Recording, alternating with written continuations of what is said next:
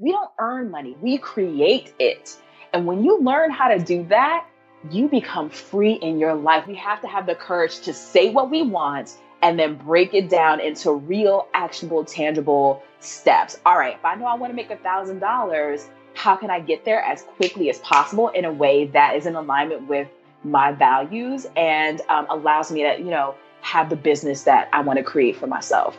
What's up, everyone? This is Tiyana Robinson, and you're listening to Dreams and Drive. Hey, Dream Drivers. Welcome to episode 214 of the Dreams and Drive podcast. And I'm so excited for you all to hear from our guest today, Tiyana Robinson. And you're going to learn about how she went from being a marketing director to makeup mogul.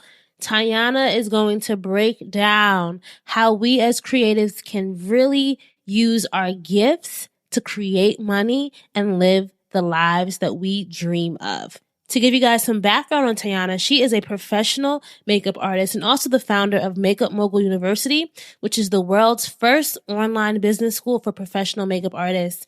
And we talk a lot in this episode about her journey, the importance of differentiating yourself, why you have to really not be afraid to talk about how dope you are, the idea of having strategy in your business. And the part of the episode that I think you guys will enjoy is when Tiyana gets really personal about a story she was telling herself about her own life and how getting clarity on that completely changed everything.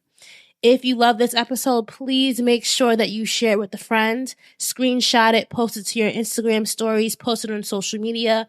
We are on Facebook, Twitter, and Instagram at Dreams and Drive.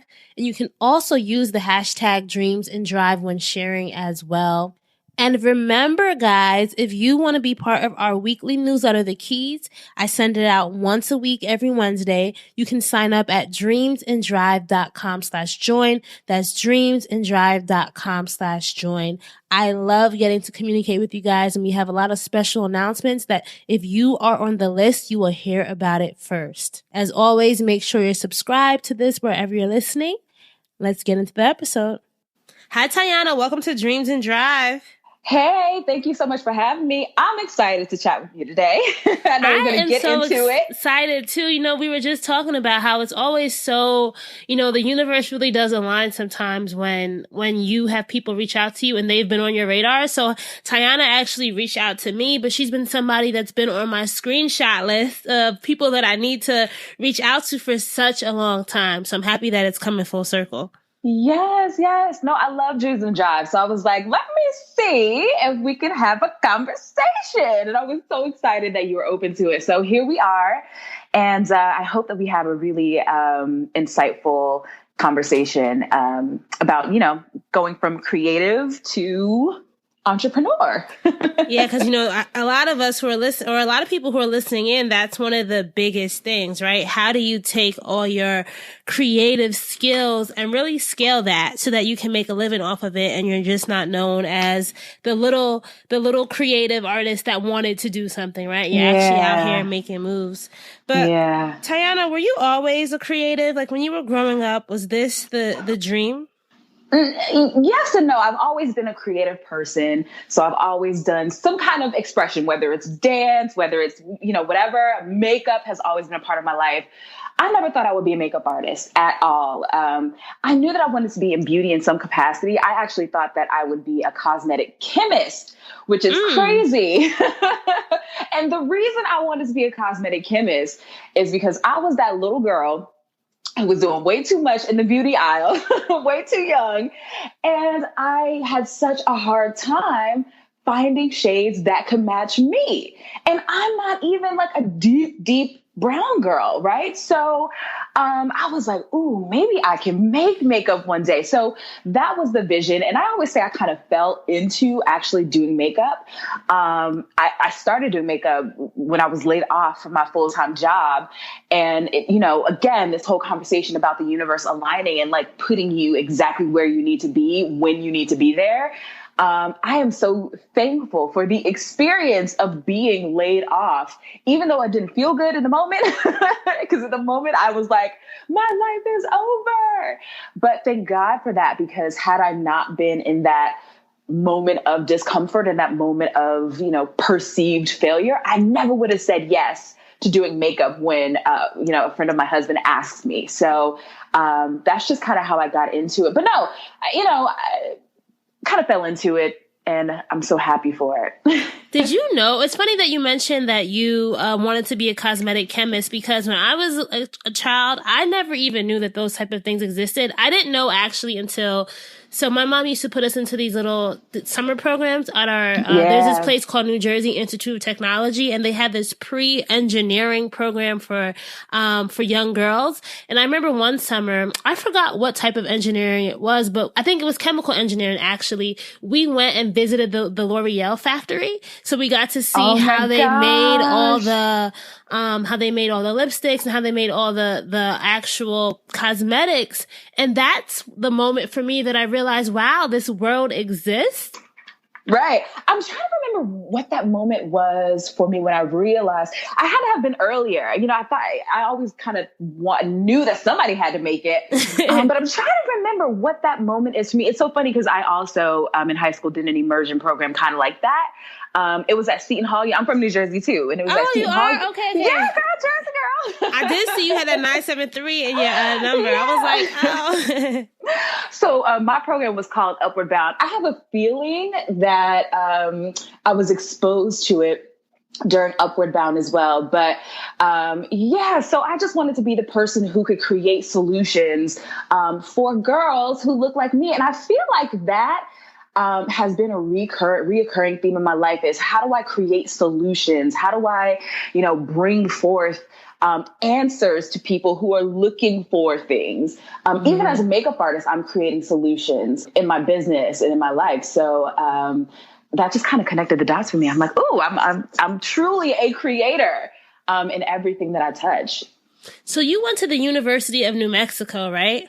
I did. Wow, so you went from Jersey to New Mexico, and you were an athlete and also trying to manage classes. What was the epiphany moment for you about your career during college? I know you had this epiphany. I did. More than an epiphany, it was like my butt was failing. I wanted to keep my scholarship. So, when you are a D1 athlete, I ran track and I did track and field. What event? I did high jump. So I wasn't even a runner. I was a jumper. But when you're a D1 athlete, it's like, that's your job. And they work you. And so we had practice at 6 a.m. and then we'd have to go to class and I'd have to come back to practice. And, a chemistry major is serious. And so I really had a tough time balancing the rigor of a chemistry major and this career as a D1 athlete. And so I had to have a serious conversation like, okay, how do I, get a degree and still, maintain my scholarship? So I ended up switching to pre-law because I had taken some classes in my prereqs and I was like, oh, I kind of like this track. So that's how I ended up switching from chemistry to pre-law. I was like, sis, I just wanted to keep my scholarship and graduate. And it's so funny because that was the first time. So when I was growing up, I was the perfectionist, the girl who, sat at the front of the class, who, maintained A's and sometimes B's. And so to get into college and struggle, that was a jarring experience for me. And so, I pushed through and ended up switching my major. And I'm really happy I did because going into pre-law, it just kind of set off this kind of domino effect in my life where I ended up working at law firms. And then I worked at federal court and, had a bunch of great experiences, which kind of then led the way to me getting my eventual job after college, which brought me to Cambodia. It was just like a whole domino effect. So God is good. But yeah, that's how that happened.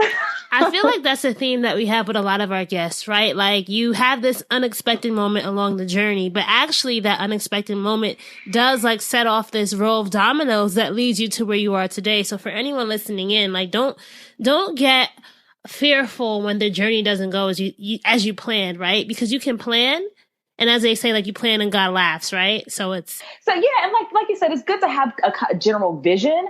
But what I've learned is just to be open to deviating from the path a little bit, because it might take you on these amazing journeys that add, color and flavor to your life experience, and also what you're able to then bring to the table.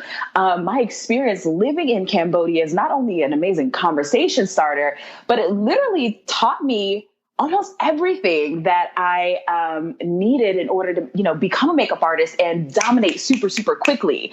So, and if I had not been open to the possibility, open to saying yes when my boss came into the office, like, you want to move to Cambodia with us? Most people would have said no. But because I was like, all right, it set me on a path that, man, it was a defining moment in my life, truly. So take us to that moment. So you're working for a beauty startup, right? And what happened?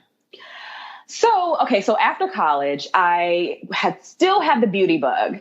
I was working in the legal sector, and I'm like, man, yes, this makes good money. Yes, I could go to law school and be secure, but I know in my heart, this is not what I want to do. So I ended up just on a whim, kind of reaching out to a woman who I knew had started, it was actually a hair extensions company. I knew she had just started this company, and I was like, hey, I'd be happy to help you answer emails, like whatever you need. I'm available. And she was like, well, I don't really need help with emails, but if you're willing to come to Denver, I need help in the studio. So I ended up packing my things like the next day and moving to Denver. And I worked with her for a couple months while she was traveling from Denver, back and forth from Denver to Cambodia, to get this, business established. And we ended up getting featured in Essence magazine. And that was kind of when the rubber met the road and things got crazy in a great way for the brand.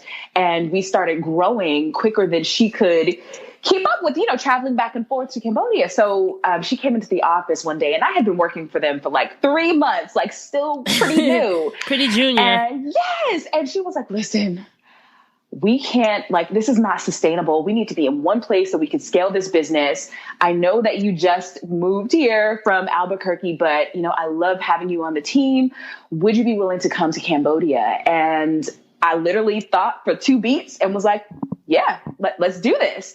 Just because it just felt right. I felt like we were on to something, and I was just open to the adventure. And who else could say that they moved to Cambodia? So, I moved, I got rid of all my stuff, whatever couldn't fit into 2 pieces of luggage. And, I wound up staying in Cambodia for 2 years, building the company. And we literally built it from 0 to 7 figures. We were the first brand ever to offer real Cambodian hair. So Cambodian hair is kind of like the thing now, but we were the first to ever do it. And it was just such a wild experience and so much fun. And I learned so much, and it humbled me and it stretched me. And I feel like I became a woman through that experience. How old were you? Oh, fresh out of college. So how are you? Like 23? 23? And what was 25? your role Yeah. at the company?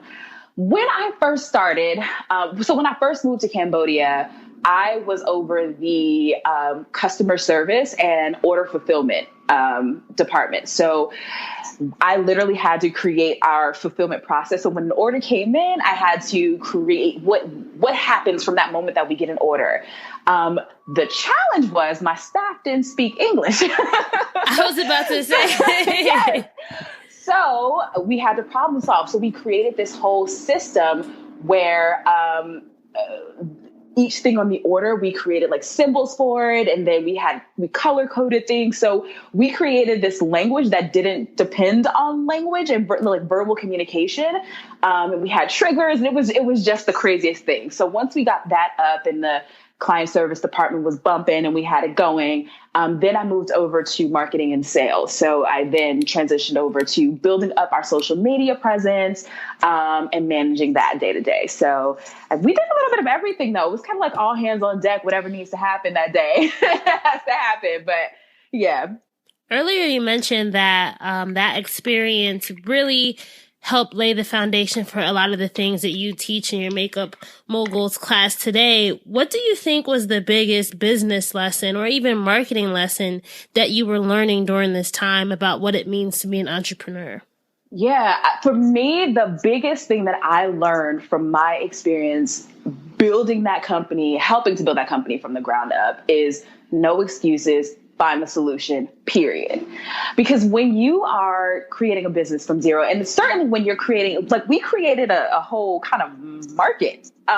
There was no blueprint for us. We had to figure it out every single day, and every day wasn't a win. Like we had some moments where like orders weren't coming in and we had to figure out how to, make it happen. We had moments where there were theft, and we have like, there's just, you just always have to find the solution. My thing that drives me every day is like, I'm building a business from scratch and I have to wake up every day and kill it. And if I don't kill it, I don't eat. Right. And I learned that, from my experience in Cambodia. So now as a business person, but also as a coach and as a teacher, I love instilling some of that hustle, some of that grind into the artists that I teach, because, again, we're creating businesses from nothing. And so no one's going to build your business for you. You have to get up every day and grind and promote yourself and, post your work and send those connection emails and ask for opportunities, because if you don't, you are going to be left behind. More people than ever are entering the beauty industry, which is a good and a bad thing. It's a great thing because that's a sign of a healthy market, right? The fact that there are lots of women now who actually want makeup and want someone to come and apply their makeup, I love it. But at the same time, there's also lots of competition. So that means that you have to figure it out every single day, how you're going to stand out, how you're going to get your next client. And if you don't kill it, you don't eat. So, and that's what I learned from growing this business in Cambodia. I know you even have an Instagram quote that says differentiation is the only thing that will overcome oversaturation, right? Yeah, it is. Like when you're doing, here's the thing with makeup.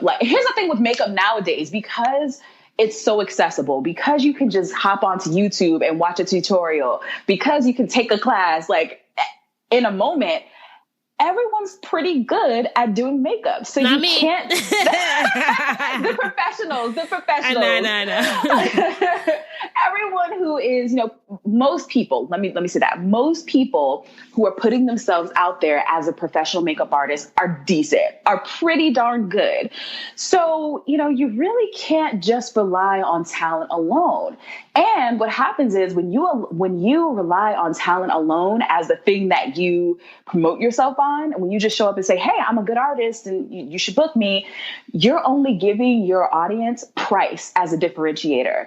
And if you only give your audience price, as a thing to differentiate you from the next artist, they're probably going to go for the cheaper artist if all things considered are equal.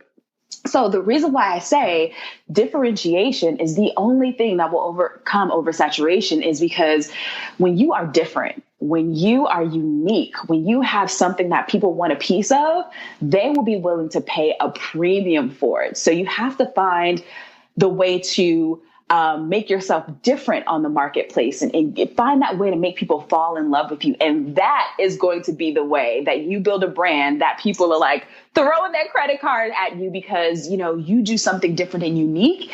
And, people always want a part of something that's cutting edge, yep. Something that's creative. And so, like when you're the same, people won't pay you for that. So that's why I say that. It's funny because I don't know why this imagery just came in my head. Don't laugh at me. I thought of you ever made popcorn from scratch, like on the stove or people want to be part of something that's popping, right? They want to be able to get yes. in your little popcorn pan and pop too. So that was the imagery that when it came in my head.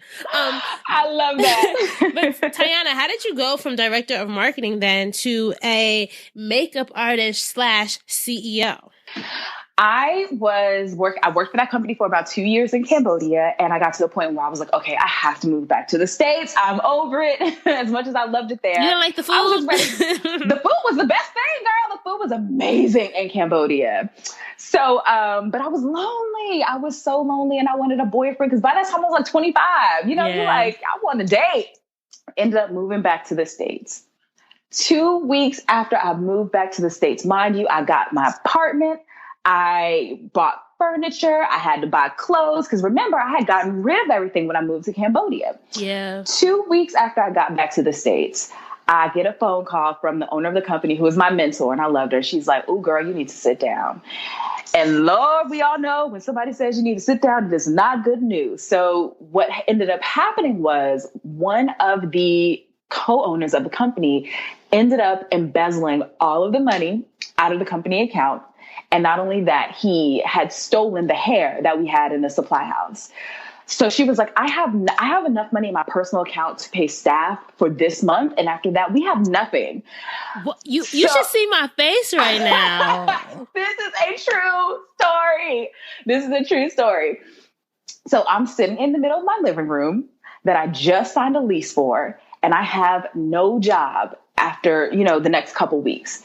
And I'm like, what the heck am I going to do?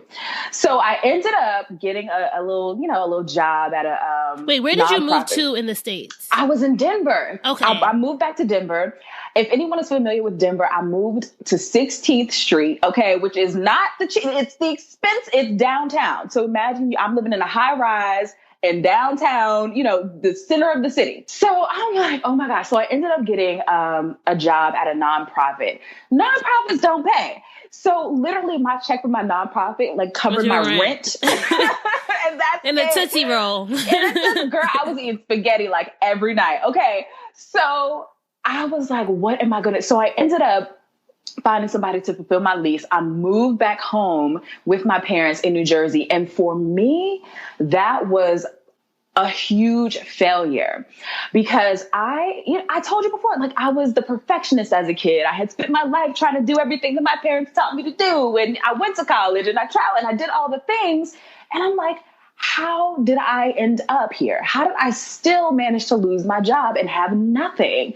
So I was at my parents' house, literally didn't have none, couldn't find a job, couldn't pay somebody to hire me because this was the recession at this point. And I was just like, what the heck am I going to do? I did have a boyfriend at the time. So my boyfriend lived in DC and he's like, well, why don't you just come to DC and see if you can get a government job? So that's how I ended up moving. I feel like everybody who lives in DC always tries to tell you that.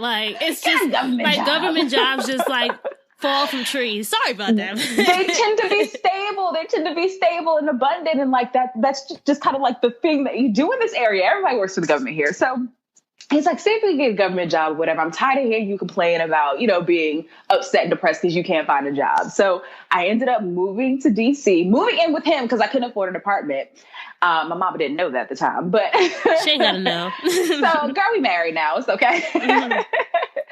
So we were out at a happy hour one day and a woman, he was introducing me to people. I'm a Delta. So he was just introducing me to different stores and stuff so I can make, connections and relationships and stuff. And so one of my stores was like, oh my gosh, I always see you on Instagram. I love the way you do makeup. Can you do my makeup for this event?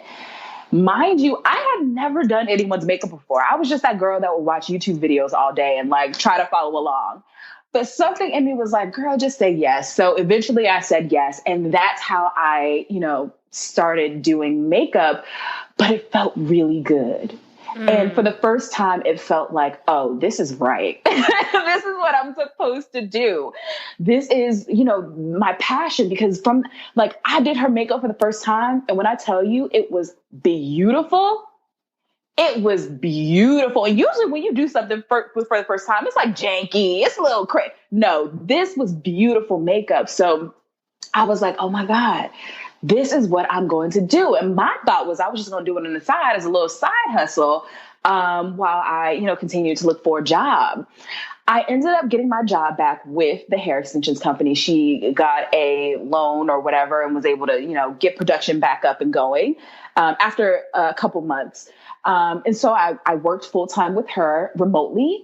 And I was kind of sneaking off and doing makeup whenever I could. And my business just took off. So within 2.5 years, I built my business from literally 0 to over 6 figures, which as a makeup artist, that is impressive. That's amazing. That's not normal, right? Because you have to, usually what happens is you spend a couple years cultivating your artistry, right? Because you have to get good at what you do. And then you have to build relationships and build your clientele. So for that to happen in such a short time, for me, it's just a sign that this is what I was meant to do and that I was moving in my purpose and what I was called to do. So that's how that happened. So what were some of the things that you were doing to actually go and, go from like an aspiring makeup artist to a 6-figure makeup artist, Tiyana? So the first thing that I did was I invested in my craft. And I'm very serious about that. Like every time I want to level up in any area of my business or my life, I make an investment.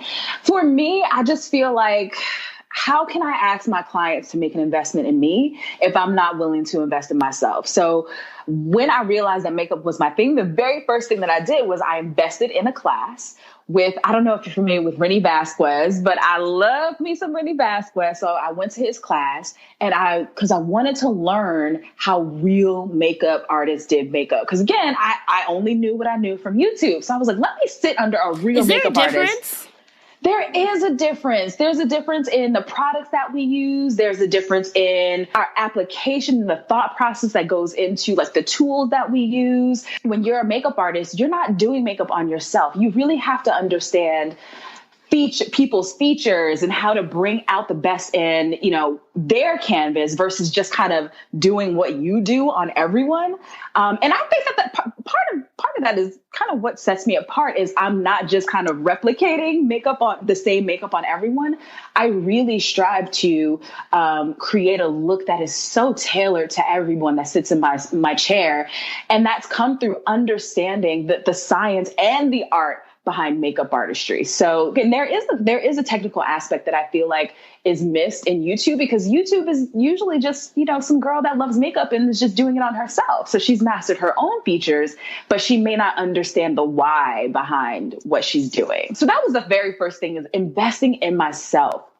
The next thing is I am relentless when it comes to promoting myself. And I feel like a lot of makeup artists have this fear around putting themselves out there. That was never my story. I'm not afraid to show my work, to share, and to promote myself and build relationships. That is so important as a makeup artist and as a creative. So referrals are really big for makeup artists. And so you want to build relationships with other vendors who may be working with the clients that you want to book. So for me as a makeup artist, if I want more weddings, I love building relationships with wedding photographers, with wedding planners, especially. So many referrals come from wedding planners who want to provide their brides with the best vendors. And so, I'm one of the artists that's on their list. So I nurture those relationships because I want to be thought of when they have a bride who wants, my specific type of makeup. Girl, please refer me. And so I make it a point to, nurture those relationships and reach out to new people who get on my radar, because there are new planners that are popping up that I'm like, oh, she's doing great work. Let me reach out and, see what's up. So that's such an important piece. I also make relationships with other makeup artists. Talk about that, because I think a lot of times people get nervous about that because they're like, oh, I'm going to the competition. But is that really true? Like, how do you approach that? It's true if you want it to be. Let me just say that. It's true if you want to, believe that other makeup artists are your competition, then sure. I mean, that can be true. Or you can hold the belief that you can't serve every client. There's only so many people that you can do makeup for. And not everybody who wants makeup is my client. I have a very specific signature look. And I feel like every makeup artist should have a very specific thing that they're known for many reasons. And it's one of the things that I teach inside of Makeup Mogul University. It's so important that you have a signature. Why? Because when you have a signature, you have something that your clients can call you for. Like, for example, my look, I love doing smokier looks. I love, lots of lashes. If you're familiar, like mink lashes, like that's my thing. Skin that looks a very specific way. Like when you see my work, you know it's my work, right? And I feel like I'm like the only person that can deliver that and can deliver the experience that I offer. And so when you create that and when you're confident in your work and what you do in that way, there's no one, I don't care about any other makeup artist, right? Because no one has my sauce, right? Some of the things that you said that you invested in yourself, you were cultivating relationships, you created your signature look. And these are all things that you believe help you, or not believe, that helped you go from just an aspiring makeup artist to I'm doing this makeup artist. Yes, aspire, and again, not being afraid to promote yourself, to rely on your signature look, lead with that, building relationships. Like those are all such important pieces of building a brand, and it has helped me to create a business that is super sustainable. That and I feel like we're going to talk about this, but allows me to make money even beyond the brush. So I think that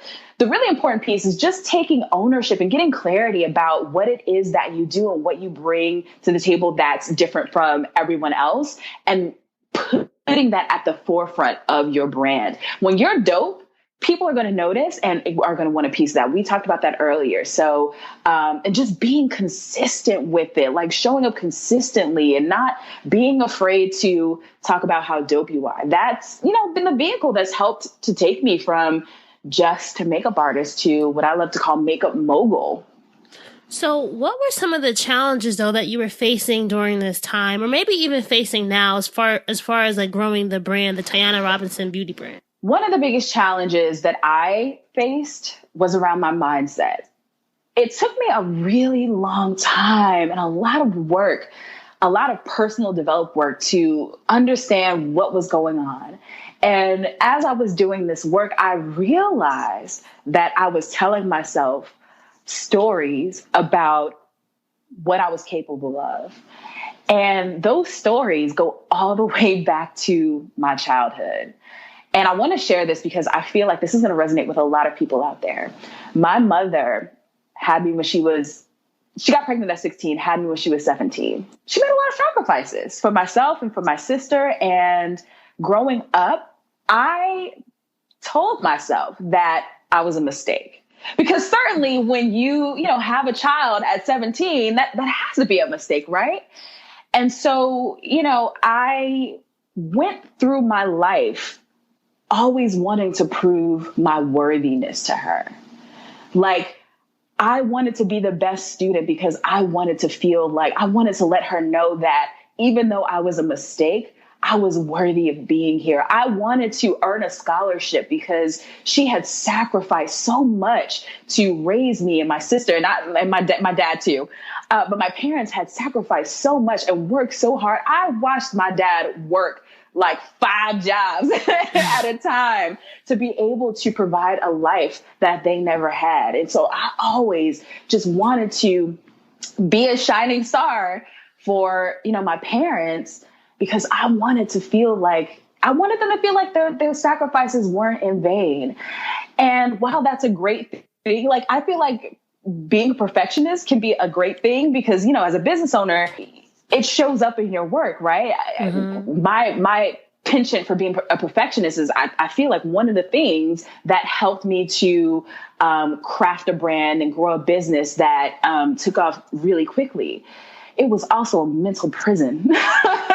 Perfectionism can be awful at the same time. It can be paralyzing. It can be debilitating. For me, it started manifesting into not showing up for my husband because my business was the most important thing. I wanted it to be You had successful. To prove it, right? I had to prove that I could do this. I took a leap to become a makeup artist and I wanted to prove everyone wrong. And so, we go through life telling ourselves these stories. And the crazy thing is I went to lunch with my mother about a year ago now. And my husband and I have been married for about 3 years. And so we're at the point where we're thinking about having kids. And so I was having a conversation with my mom. And I was like, Mom, you had me when you were 17. How the heck were you such an amazing mother? I mean, my parents were so awesome. And by the time she was like 23, they had 2 kids, a house, a dog. Like, wow. It seemed like they had their stuff together more than I do right now. And I'm 28. I'm 32. And I'm like, I posted this meme the other day and I just thought it was so funny. I'm like bribing myself with cookies to do my laundry. Like, I just don't even have it together. And I was telling my mom that I was like, how the heck did you guys have it together so young? And I don't know how this came up, but I was like, given that, I wasn't planned, and she was like, wait a minute, what? And I was like, yeah, you had me when you were 17. And she was like, girl, you were planned. We had you on purpose. And in that moment, I was like, oh. Was it a relief though? How did you feel? Oh my gosh. It was simultaneously a relief, but also it kind of jarred me because I went through my whole life believing this thing about myself, believing that I was a mistake.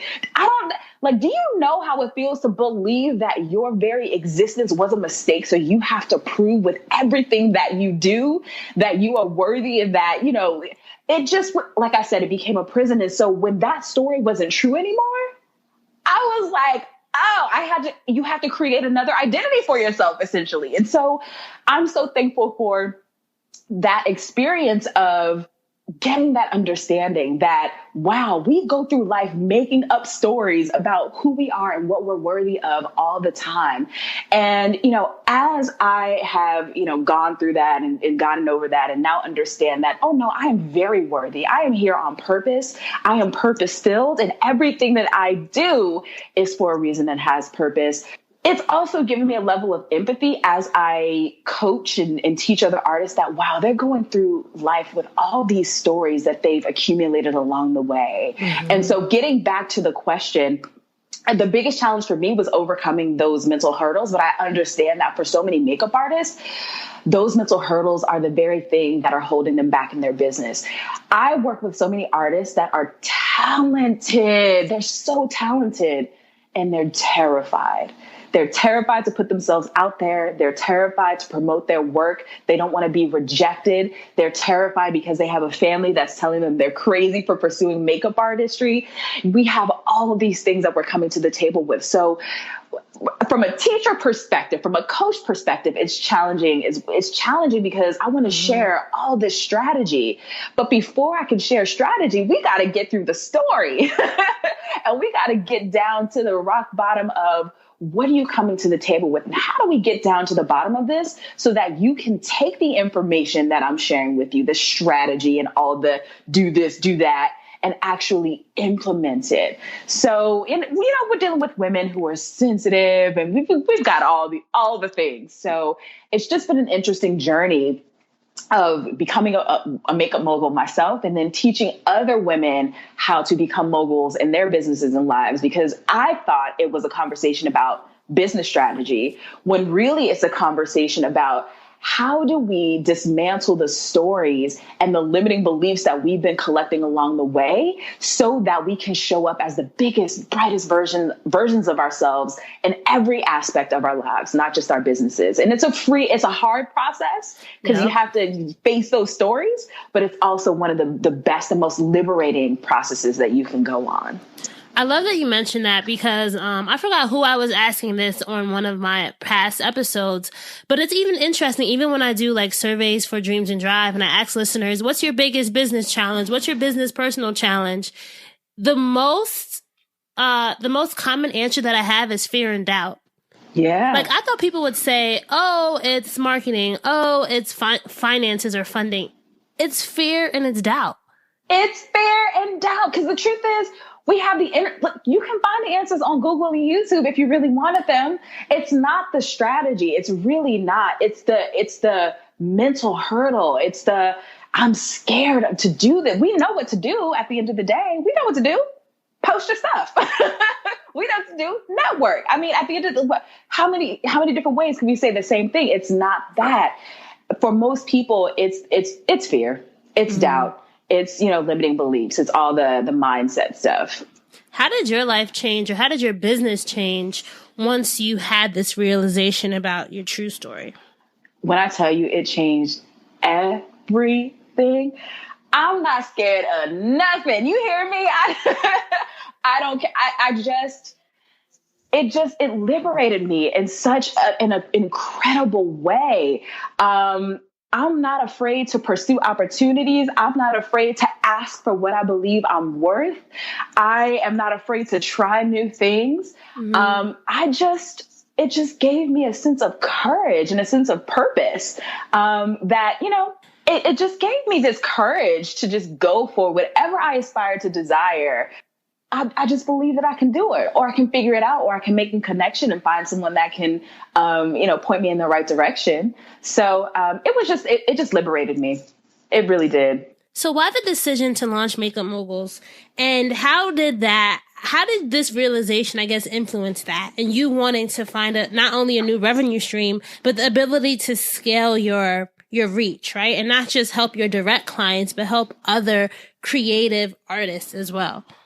Yeah, so Makeup Mogul University is an online business school specifically for makeup artists. And the reason why I was inspired to create MMU is because you can go to YouTube or you can invest in a masterclass to learn how to do makeup, but where do you go to learn how to be an entrepreneur and to think entrepreneurially? Like, even if you've gone to college and you've gotten a degree in business or marketing or whatever, you really don't learn the ins and outs of monetizing your business as a creative, especially in the age of social media, because things move so quickly that like a traditional degree just can't keep up. So I wanted to create a place where makeup artists could go to learn how to turn their passion for makeup into profit.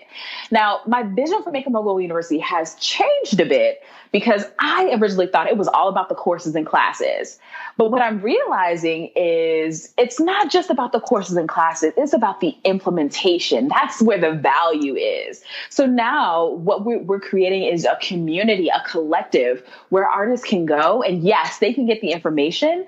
But what really makes it pop off is we're going to hold your hand as you implement. So I absolutely love that.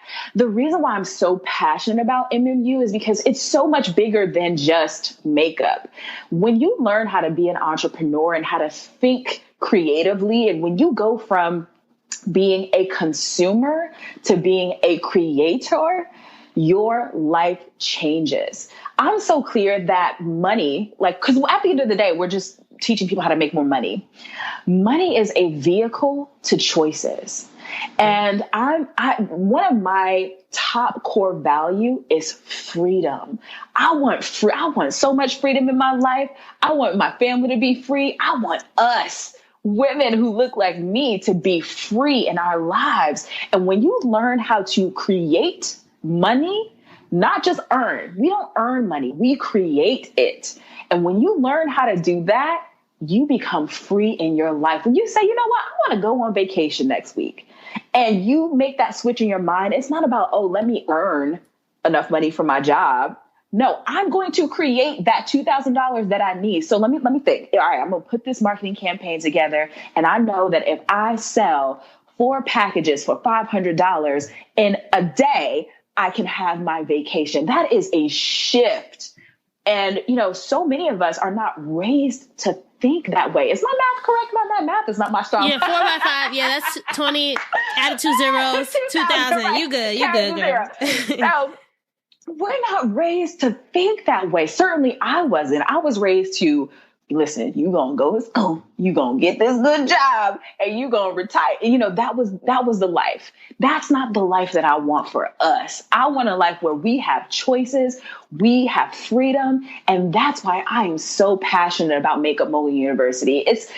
I love this story. So there's one artist who is in Makeup Mogul University, and she was like, yeah, so we took what we learned and we implemented it in my husband's business. Her husband teaches music. And he went from, I think she said like 20 students to 200. The point is they have over 200 students now. I think he has 5 instructors under him. This is about learning how to create. And I just love it. I love it. What's the biggest aha moment that your students have when it comes to learning how to create? Is there something in the learning how to create process that a lot of us are missing? I think that it's the first step. It's the clarity. So many artists come to me and I'm like, okay, well, what's the goal? Like, what do you want?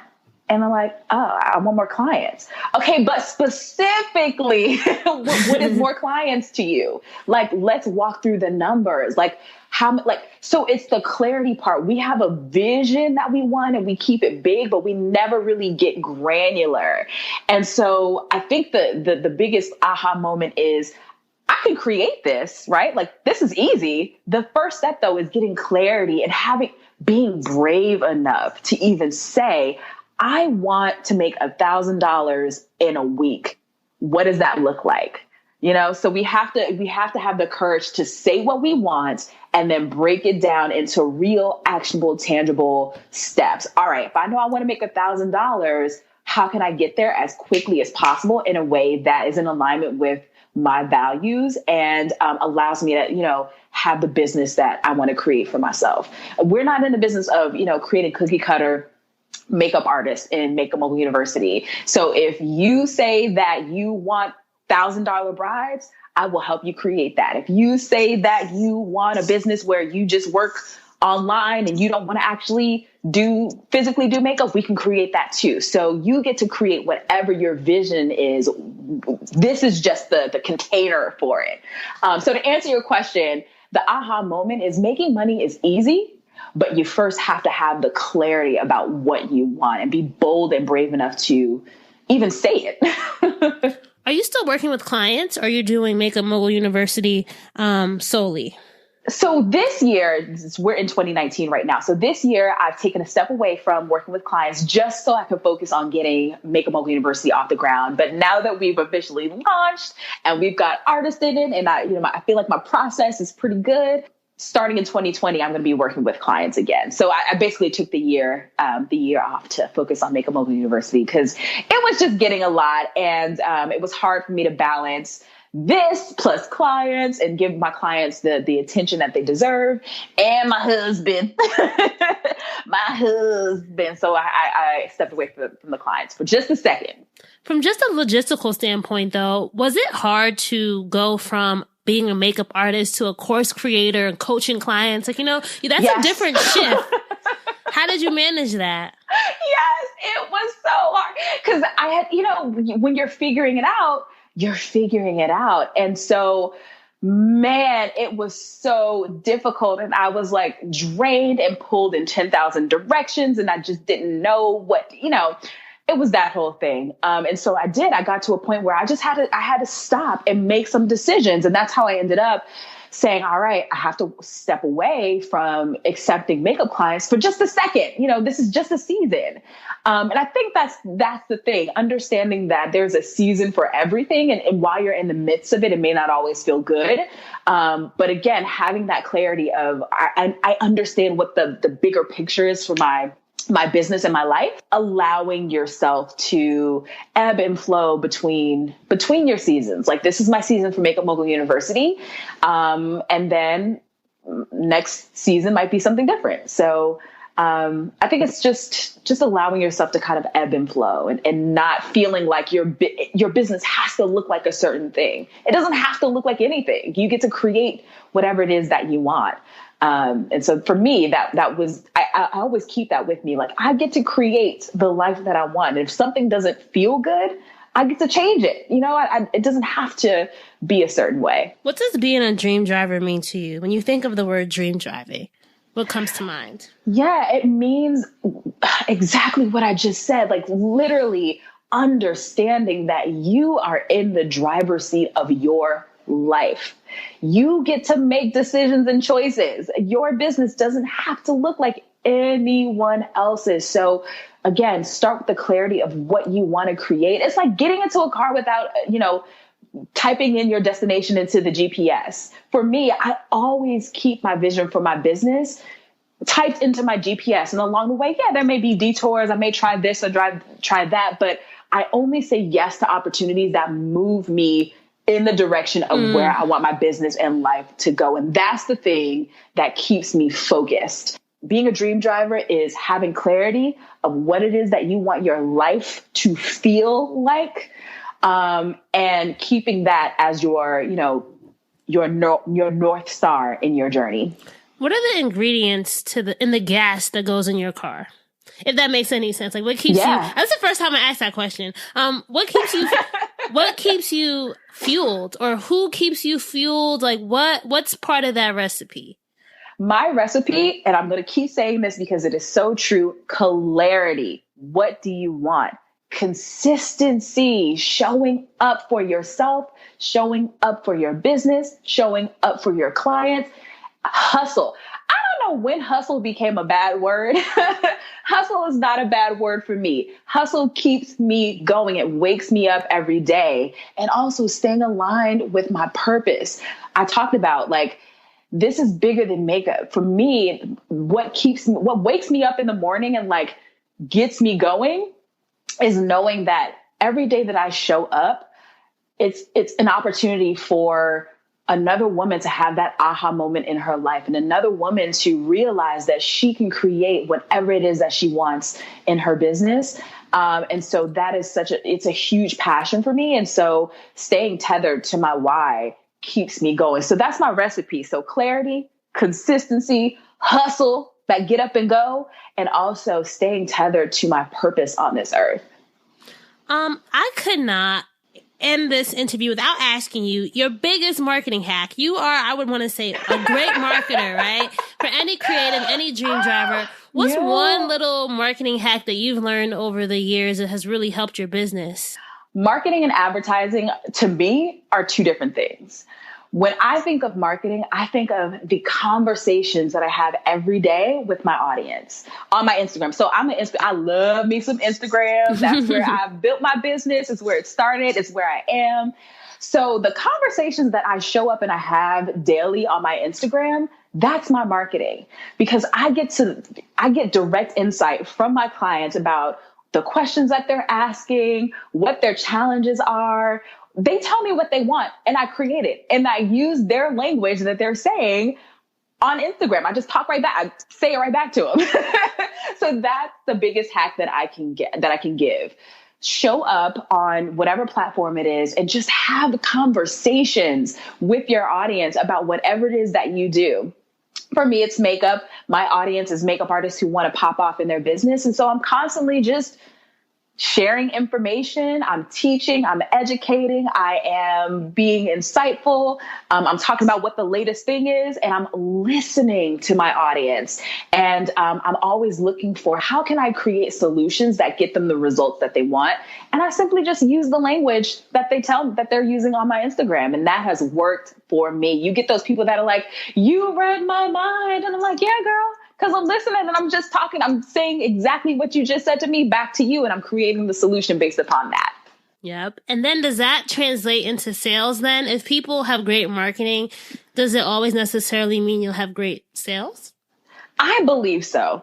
I believe if you have a great product and you are, using a language that speaks directly to your client, that's the quickest way to the money. It is the most direct way to the money because they literally told you what it is that you want. Great marketing is, the easiest way to lots of sales to me. Last question, Tiyana, before we enter our lightning round. Well, it's not really a question. It's a quote that I want to read back to you that actually came from your recent entrepreneur feature. And in it, you say your career is only limited by your imagination. I believe that. Tell me what you mean by that. Your career, okay. So I was recently profiled on entrepreneur.com, and I said that your career is only limited by your imagination. And so what I mean by that is you can literally create whatever you want. Now is the best time ever to be an entrepreneur because we've got access to the internet. We've got access to social media. So we've been given platforms. So your phone is your platform. Your phone is your microphone, right? So we've got access to all the tools. And we've got people who are so dang on talented. So when you combine talent with access to an audience and access to a platform, what you can create is limitless. You're literally only limited by how expansive your imagination is. And I love to teach that to my artist inside MMU. I'm like, you want to create an online course? You want to create a whatever the heck? We can do that. Like, dream big and we'll create it together. So that's what I mean by that. Where can our listeners connect with you if they want to learn more about your business, they want to sign up for Make a Mogul University? Where can we connect with you online?